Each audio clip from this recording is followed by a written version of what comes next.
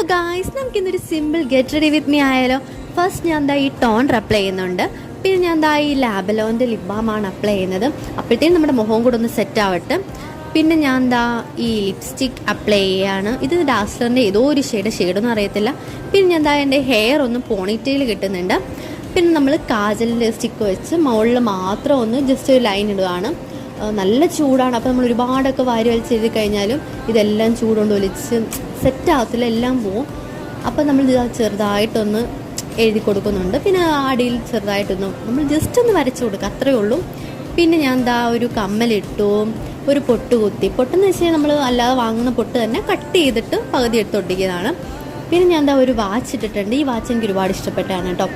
പിന്നെ അപ്പോഴത്തേനും കാണാൻ ഐസ്ക്രീം കൊണ്ടുവന്ന് എങ്ങനെ ഉണ്ടെന്ന് ചോദിച്ചു. കൊള്ളാം, എനിക്ക് ഇഷ്ടപ്പെട്ടു. അപ്പോൾ ഇത്രയേ ഉള്ളൂ നമ്മുടെ simple get ready with me. നിങ്ങൾക്ക് ഇഷ്ടമായോ?